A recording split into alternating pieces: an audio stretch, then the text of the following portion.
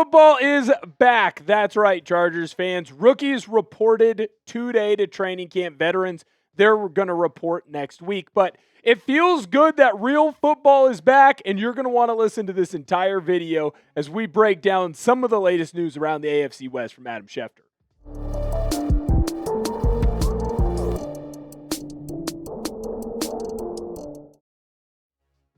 Chargers Now is presented by Prize Picks. I'm your host, Will Ortner. On today's show, Schefter, he's been everywhere.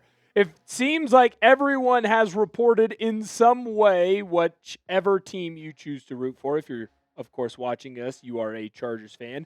And rookies came into training camp today. All the rest of the NFL teams have had either their rookies already in or they're reporting very quickly. When you look around a decent chunk of the league, there's also a lot of veterans that have already started reporting. So news is really starting to kind of flow through the entire National Football League, and it feels good to absolutely be back.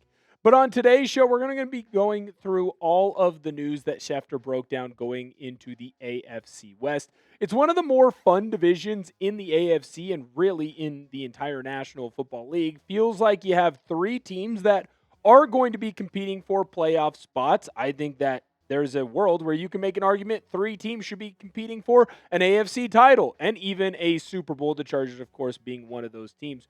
So let's go through the latest news that Adam Schefter gave us. But before we do that, you're going to hit that subscribe button if you haven't done so already. We're trying to get to 5,000 subscribers. Right now, we're just outside of that mark. We need 143 Chargers fans to come on in, hit that subscribe button, and help us really grow this channel. We got a ton of coverage that we're going to have for you, and we want to be able to cover all of the preseason games. You can watch the games with us. Hit that subscribe button. Don't miss out. First and foremost, let's start with the worst team in the division, and that, of course, is the Nation, a.k.a. the Las Vegas Raiders, Raider Nation. And I think it's pretty simple what the big news is of the day for those in Las Vegas, and that is that the Raiders have officially reached their contract agreement today with Fernando Mendoza. Schefter was the one who ended up breaking that news. It's going to be a 4-year deal, $57.2 million for the entirety of that contract. Now, you can see Fernando Mendoza here.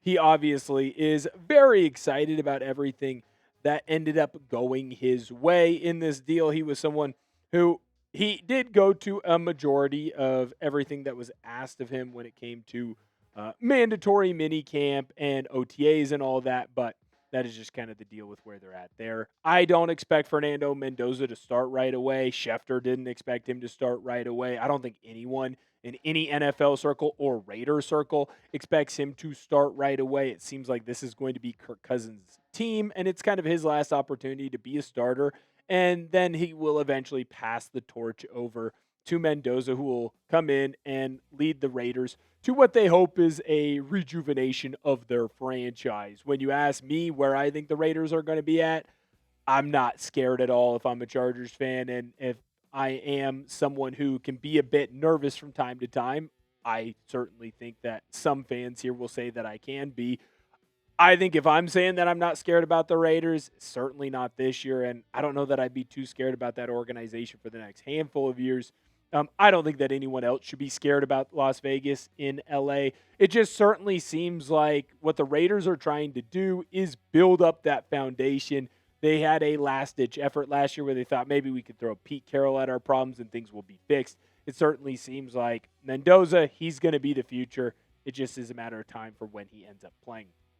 Next, we're going to talk about the Denver Broncos because they have a handful of storylines that are actually going to greatly impact this Los Angeles Chargers team. Now, what'll be interesting to see here with this crew and with what this team is going to be, Adam Schefter really talked about this as well, is how many question marks they have going into this year. Like, everyone's wondering, are they going to be the repeat champions of the AFC West?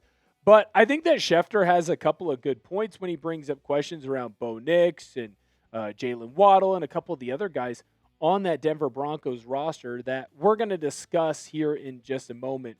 I certainly just don't know that that team is ready. Before we do any of that, though, I need to let you know that today's show is made possible by Prize Picks. Prize Picks is America's #1 sports picks app and is the best place to win cash while watching sports. With the football season right around the corner, there's no better time to cash in with our friends at Prize Picks. And I'll tell you this, the app is really easy to use. For Prize Picks, just pick more or less on a few player stats and lock in your lineup. That's it. Prize Picks is available in most states, including California, Texas, and Florida. One thing I love is the new social feeds feature, where you can share Prize Picks with your friends and copy lineups with a single click. You can actually follow me on the app at BigWill7774 to see all of my lineups. I have a lineup for the football action going on later on this year. Quentin Johnston, more on his receiving TDs. Kenyon Sadiq, more on his receiving TDs. Jackson Smith and Jigba, more on his receiving TDs. New user offer. Best of all, play your first $5 and get $150 in lineups if you win. Just use code HMA when you sign up. That's right, Prize Picks just switched up their offer, so there's no better time to join. Lock in and win that first lineup. That's code HMA at sign up to get $150 in bonus lineups if you win your first $5 plus lineup.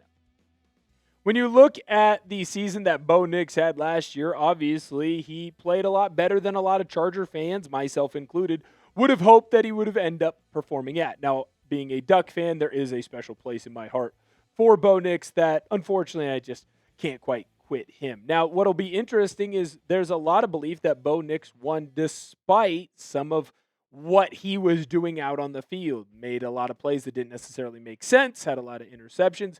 But what really hamstrung the Denver Broncos was the injury that he suffered to his ankle that kept him out of the AFC Championship game. And that was really the big reason why the Patriots were able to beat the Broncos and move on to the Super Bowl. Now, Nix is expected to be able to go for the Denver Broncos, but if there is another ankle issue, he had ankle issues in college at both Auburn and at Oregon, would that end up derailing not just a season for him, but what is, I would make the argument, a promising career? Jalen Waddle, he obviously ended up joining the Denver Broncos via trade, and last year he had a pretty darn good year with our new offensive coordinator, Mike McDaniel. But the question is he going to be able to go into Denver and be able to pick up right where he left off? Just because he had success with Mike McDaniel doesn't necessarily mean that he's going to go have success with Sean Payton, the rest of that crew and that staff over there in Miami. I will certainly be interested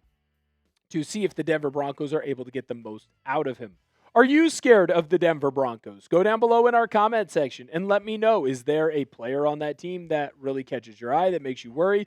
Is there a position where you think that they are better than this Chargers team? Let me know in the comment section, yes or no. If you had to give me true serum, the answer is nah, forget about it. Yeah, they're a good team, for sure. I'm not going to sit here and say that the Denver Broncos are not.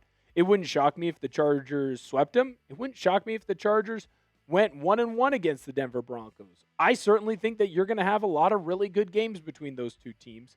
And I might be the first to predict that I think you're going to see them 3 times. But that doesn't mean that I need to be scared of the Denver Broncos. It's the Broncos. Kansas City Chiefs were the next team that was talked about by ESPN's Adam Schefter. And his critique or his question mark around this team was pretty simple. What does this guy look like when he comes back? Because Patrick Mahomes was the best quarterback in the National Football League before last year. Last year didn't really play quite like that. And then he ended up having a subpar year before the knee injury. Can he return back to the form that he had before said knee injury? Now, when you look at Patrick Mahomes over the last handful of years, the interception numbers have gone down, but so have also the yardage numbers and the touchdown numbers, and the completion percentage has not looked quite like what it was. Now, some of that is because he doesn't have the same weapons around him, but teams have shifted their defenses and have designed their defenses to stop a Patrick Mahomes type of player. Is he going to be able to come in and return to the form that he had in 22 and 23 when he was the best player in the entire National Football League? I don't think it matters whether he's as good as he was before or not. I don't think he's going to show up and instantly light the league on fire. It usually takes about 18 months to 2 years to be fully back. Mahomes isn't going to be there yet. I think that the Chargers, even if he was back to being fully him, are going to be able to stop him. Jesse Minter knew how to limit a lot of things that Mahomes wanted to do. Chris O'Leary is a disciple of Jesse Minter. He's going to be able to do a lot of those same things. So the more and more that I look at Mahomes coming back, the more and more confident that I am that the Los Angeles Chargers are going to be in a good spot for him.